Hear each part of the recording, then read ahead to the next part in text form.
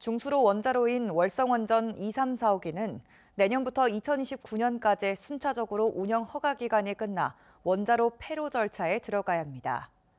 그런데 한국수력원자력이 지난해부터 월성 2, 3, 4호기를 10년 더 가동하겠다며 수명 연장을 위한 절차를 밟고 있는데요. 환경단체는 노후원전의 안전성을 믿을 수 없다며 수명 연장에 반대하고 있는데 찬반 논란이 예상됩니다. 김영일 기자가 보도합니다. 한수원은 지난 1997년부터 순차적으로 월성원전 2, 3, 4호기를 건설해 운영해 왔습니다. 각 원자로별로 운영 허가를 받은 기간은 30년으로 2026년 11월부터 순차적으로 발전을 중단한 뒤 폐로 절차에 들어가야 합니다. 그런데 한수원이 지난해부터 월성 2, 3, 4호기의 수명을 연장하겠다며 관련 절차를 밟고 있습니다.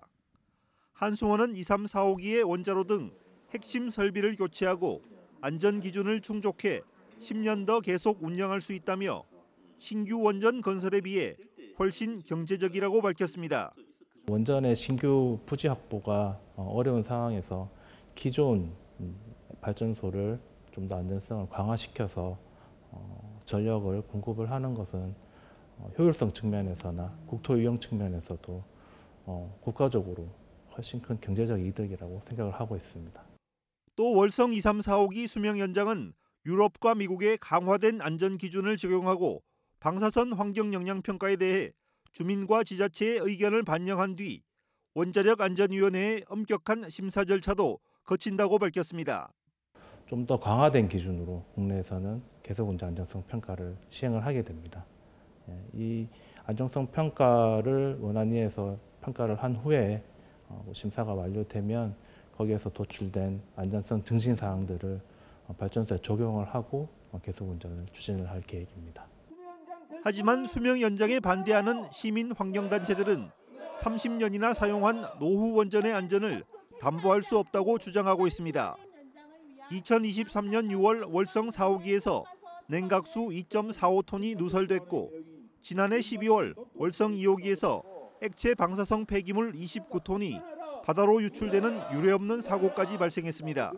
기본적으로 노후원전의 수명 연장은 되게 위험하다. 후쿠시마 핵사고 같은 경우에도 후쿠시마 1호기가 수명을 연장한 원전이었습니다. 그러면 원전만 교체한다고 해서 안전성이 보장이 되는가? 이 30년 수명에 맞추어서 주변 기기들이 다 설계가 되었기 때문에 더구나 혼란스러운 탄핵 정국으로 정부와 정치권이 제기능을 하지 못하는 상황에서 월성 2, 3, 4호기의 수명 연장이 졸속으로 추진되어서는 안 된다는 입장입니다.